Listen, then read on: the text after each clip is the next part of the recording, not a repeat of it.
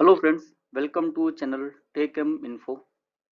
आज हम बात करेंगे ऑटोमोबाइल के एक सेफ्टी फीचर ईबीडी के बारे में।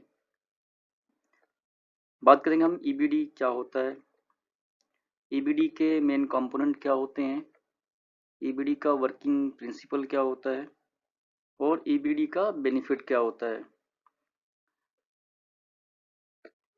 फ्रेंड्स, ईबीडी का मतलब होता है इलेक्ट्रॉनिक ब्रेक फोर्स डिस्ट्रीब्यूशन। मतलब कि ब्रेकिंग के टाइम पे ईबीडी काम करता है।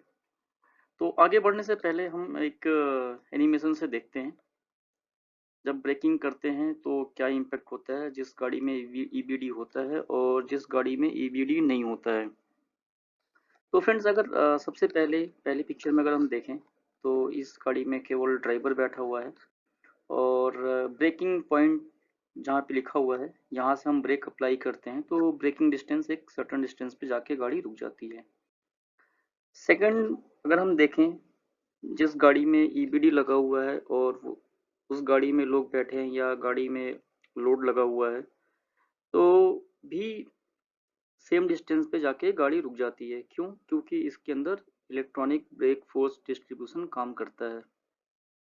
अब तीसरे सिनेरियो में अगर देखें कि एक गाड़ी है जिस जो लोडेड है और जिसके अंदर ईबीडी नहीं है और जब हम ब्रेक फोर्स सेम पॉइंट से अप्लाई करते हैं तो उसका ब्रेकिंग डिस्टेंस बढ़ जाता है।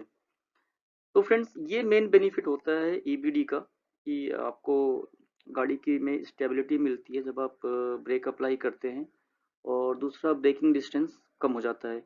ये सारा सिस्टम काम कैसे करता है अभी हम आगे बात करेंगे। फ्रेंड, सबसे पहले हम देखते हैं ईबीडी की ज़रूरत क्यों पड़ती है। तो फ्रेंड, जब भी हम व्हीकल को ब्रेकिंग करते हैं या व्हीकल में ब्रेक अप्लाई करते हैं तो व्हील्स तो इमीडिएटली रुक जाते हैं और मोमेंटम के कारण व्हीकल की स्पीड व्हील की स्पीड से ज़्यादा होता है जिसके कारण व्हील स्लिप होने लगते हैं या स्किड होने लगते हैं जिसके कारण एक्सीडेंट हो सकता है। और इस स्कीडिंग को या स्लिपिंग को रोकने के लिए हमें ईबीडी की ज़रूरत पड़ती है। ईबीडी की हम बात करें तो बेसिकली ये एंटी लॉक ब्रेकिंग सिस्टम का एक एक्सटेंशन है। हमेशा ईबीडी और एबीएस जॉइंटली एक साथ काम करते हैं और ईबीडी जो होता है ये इंश्योर करता है कि जिस व्हील को जितने ब्रेक फोर्स की रिक्वायरमेंट है उतना ब्रेक फोर्स वो अप्लाई करे। तो बेसिकली अगर हम प्रिंसिपल की बात करें तो फ्रेंड, जब भी हम गाड़ी को चलाते हैं तो गाड़ी कभी फुल्ली लोडेड होती है, कभी पार्शियल लोडेड होती है, कभी अकेला ड्राइवर होता है।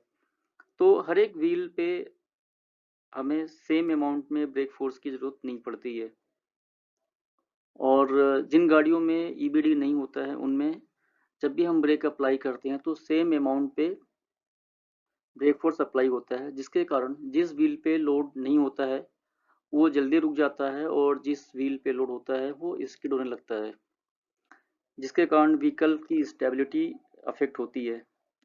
तो बेसिकली व्हीकल की स्टेबिलिटी और ब्रेकिंग को इफेक्टिव बनाने के लिए एक एक्सटेंशन जोड़ दिया गया है एबीएस के साथ जिसको हम ईबीडी बोलते हैं। और ईबीडी ये इंश्योर करता है कि हर एक व्हील को जितना ब्रेक फोर्स की रिक्वायरमेंट है उतना ही ब्रेक फोर्स अप्लाइड हो।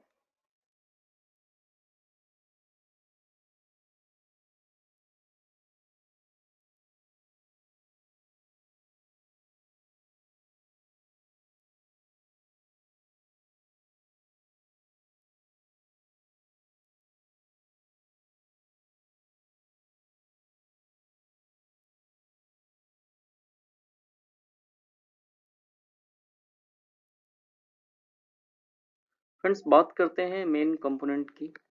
तो ईबीडी में सबसे पहला आता है स्पीड सेंसर्स जो कि हर एक व्हील पे लगे होते हैं और इनका काम होता है कि ये रेगुलरली या ब्रेकिंग के टाइम पे ईसीयू को हमेशा व्हील की स्पीड को सेंस करके बताते रहते हैं कि व्हील अभी किस स्पीड पे चल रहा है। सेकंड कंपोनेंट है brake force modulator. EBD system brake force modulator को यूज करता है कि किस व्हील पे कितना ब्रेक फोर्स को अप्लाई करना है।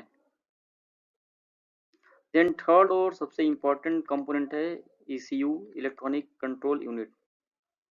इलेक्ट्रॉनिक कंट्रोल यूनिट ईसीयू जो होता है सेंसर से इनपुट लेता है और स्लिप रेशियो को डिटरमिन करता है या स्लिप रेशियो को आइडेंटिफाई करता है और व्हील के स्पीड को और कार के स्पीड को या व्हीकल के स्पीड को डिटेक्ट करता है कि व्हीकल किस स्पीड से चल रहा है और व्हील किस स्पीड से चल रहे हैं। और वो ये आइडेंटिफाई करता है कि कोई व्हील स्लिप तो नहीं हो रहा है, और जो व्हील स्लिप हो रहा होता है मीन्स लॉक हो गया होता है, उसको प्रॉपर जितना ब्रेक फोर्स चाहिए होता है उस ब्रेक फोर्स को उस व्हील पे ट्रांसफर करता है, और जब तक कि व्हीकल कम्प्लीटली रुक नहीं जाता या स्लो डाउन नहीं हो जाता है। Thank you friends, thank you so much.